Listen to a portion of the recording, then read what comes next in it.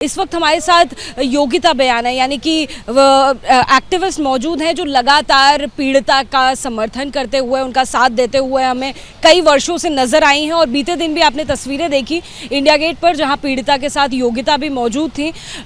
तस्वीरें देखकर हमें समझ आया किस तरह से हटाया गया पुलिस के द्वारा। फ़िलहाल पीड़िता के क्या हाल हैं और किस तरह से वो मानसिक जो पीड़ा है उसको झेल रही हैं।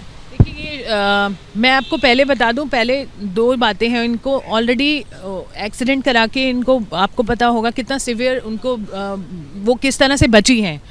जब ये 4-5 साल पहले उनका एक्सीडेंट कराया गया तो उनके वकील की मृत्यु हो गई, उनकी 2 मासी और बुआ की मृत्यु हो गई उसी एक्सीडेंट में। ये सर्वाइव करी, ये 6 महीने हॉस्पिटल में थी, ये भी बिल्कुल डिक्लेयर डेड थी।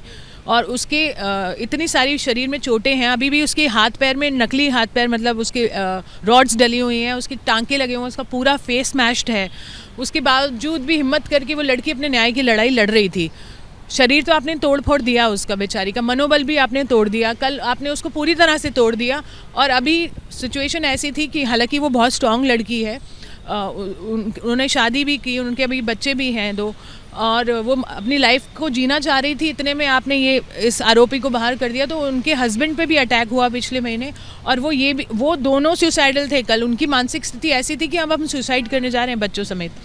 उनको समझा बुझा कर हमने बोला नहीं, आपको लड़ना है। तभी हमने उनको बोला आपकी जो मन में है बताइए। तो उन्होंने इच्छा जाहिर की कि मुझे प्रोटेस्ट करना है। तो I was sitting with her. हम लोग चाह रहे हैं कि क्या हम मिसाल पेश कर रहे हैं, आप भी महिला हैं, हम लोग यहाँ पर खड़े हैं। मतलब शर्म आती है ये बोलते हुए कि हम इस देश में न्याय के लिए ऐसे लड़ना पड़ता है, मतलब मरते मराते। मतलब कोई और होता तो कब की ये लड़ाई छोड़ चुका था, बट उसकी इतनी हिम्मत है, वो यहाँ तक लड़ी है। हमने काफ़ी समझाया, उनकी मनोस्थिति बहुत ख़राब है जैसा मैंने बोला, बट वो स्ट्रॉन्ग लड़की हैं। उनके जो हस्बैंड हैं वो बहुत परेशान हैं, सुसाइडल हैं, उनकी हम काउंसलिंग करवा रहे हैं। तो बहुत सारी इश्यूज़ से वो गुजर रहे हैं। अभी सुप्रीम कोर्ट में भी जाना है, कल हम लॉयर्स से भी मिले थे। तो इसमें तो बहुत कुछ चल रहा है। अभी मैं कैसे बताऊं आपको, कैसे बयान करूं कि हम बयान नहीं कर पा रहे, तो उनके साथ क्या क्या चल रहा होगा उनके दिमाग में। जो कोर्ट ने पॉक्सो की जो धारा है उसको हटा दिया है, और इस वजह से जो लाइफ इम्प्रिजनमेंट है उसे ख़त्म कर दिया है। 18 साल की वो उस वक्त थी या नहीं थी, उस पर भी संदेह कहीं ना कहीं हो गया है। उसको लेकर आप क्या कहें? देखिए, वो तो एक दावपेच है, कोई भी लीगल अच्छा वकील इसको खेल सकता है।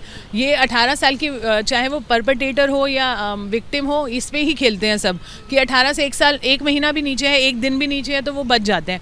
इनके स्कूल के रिकॉर्ड के हिसाब से ये 18, क्योंकि आप देखिए ये गांव में लोग रहते हैं, इतने पढ़े लिखे नहीं भी होते हैं, क्या डेट ऑफ बर्थ लिखाना है इन्हें नहीं पता होता। उनका कुछ प्रूफ्स उनके फेवर में है, कुछ नहीं है, बट यहाँ दाव पेच खेल के, क्योंकि वो बहुत पावरफुल इंसान है, बेस्ट से बेस्ट उन्होंने लॉयर हायर की और अपनी रिप्रेजेंटेशन की। और मैं बोलना नहीं चाहती हूँ, बट आपको भी मालूम है जुडिशरी कैसे इन्फ्लुएंस होती है हमारे देश में। योगिता जी, घटना की जो तारीख है, समय है और जगह है, वो भी अलग अलग दी गई है, जिसका भी दूसरे पक्ष को एडवांटेज मिला है। बिल्कुल एडवांटेज मिला है या एडवांटेज निकाला गया है। एडवांटेज होता नहीं तो लोअर कोर्ट क्यों सज़ा देती? आप बताइए, ये केस कितना पुख्ता तरीके से लोअर कोर्ट ने किया। ऐसा नहीं कि ओवरनाइट जजमेंट दे दिया, अच्छे तरीके से ट्रायल हुआ। और लोअर कोर्ट के, या तो आप बोल दीजिए वो बेवकूफ़ बैठे हैं वहाँ पर कि हमें कोई यकीन नहीं है, उन्होंने जो किया ख़राब किया, पुलिस ने केस ख़राब किया। अब बार बार जजमेंट पढ़ेंगे, उसमें पॉइंट्स आ रहे हैं कि पुलिस ने ख़राब कर दिया। तो अब पुलिस किसकी है? जहाँ जिसका ये विधायक है, जिस पार्टी का, उसी की तो पुलिस है। अगर आपकी पुलिस अच्छा काम नहीं कर रही है तो फिर आप फेंक दीजिए ना उनको निकाल के, और नए हायर कीजिए, अच्छी सी ट्रेनिंग करिए। कहीं ना कहीं गलती तो सिस्टम की है ना, और भुगत कौन रहा है? पीड़िता।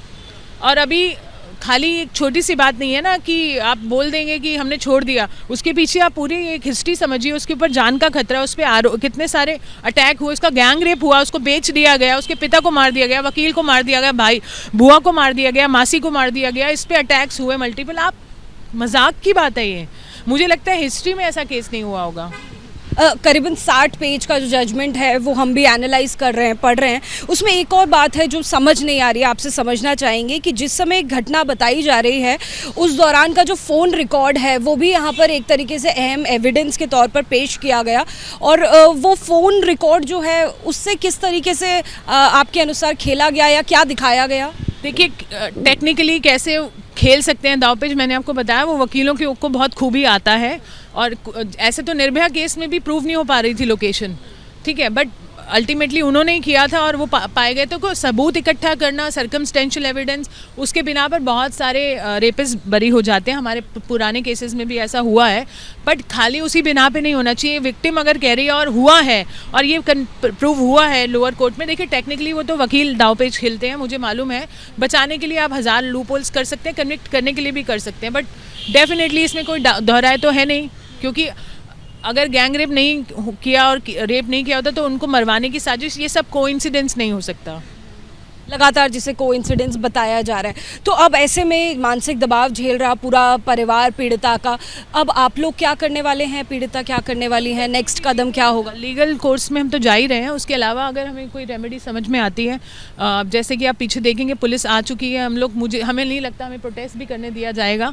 प्रोटेस्ट के नाम पर आप देख लीजिए, थोड़ी देर हम अब शांतिपूर्वक अपनी बात कल इंडिया गेट पर रख रहे थे, हमें उठा दिया गया। मुझे नहीं मालूम इस देश में पीड़िता अपनी आवाज़ कैसे उठाए, मुझे कुछ नहीं पता। आप लोगों का सहयोग है, डेफिनेटली मीडिया है तो कुछ हमारी आवाज़ जिंदा है, नहीं तो मुझे नहीं लगता कुछ हो सकता। बहुत शुक्रिया एबीपी न्यूज़ से बात करने के लिए। आपको नज़र आई योगिता बयाना, और आपको बता दें कि उन्नाव रेप केस में उम्र कैद की जो सज़ा काट रहे पूर्व बीजेपी के एमएलए कुलदीप सिंह सेंगर, उनको फ़िलहाल कोर्ट से बड़ी राहत मिल गई है। और इस पूरे केस में अब उन्नाव पीड़िता आपको फिर से एक बार तस्वीरों में नज़र आई, जहाँ इंडिया गेट पर उन्होंने प्रदर्शन किया, उनका साथ देती हुई उनकी मां भी साथ में नजर आई, और उनके साथ में एक्टिविस्ट योगिता भी थी जिनसे अभी हमने बात करी। अब लगातार इस केस में आगे क्या होगा ये देखना बहुत अहम हो जाता है। कैमरा पर्सन अजीत गुप्ता के साथ जातिका सिंह, एबीपी न्यूज़, दिल्ली।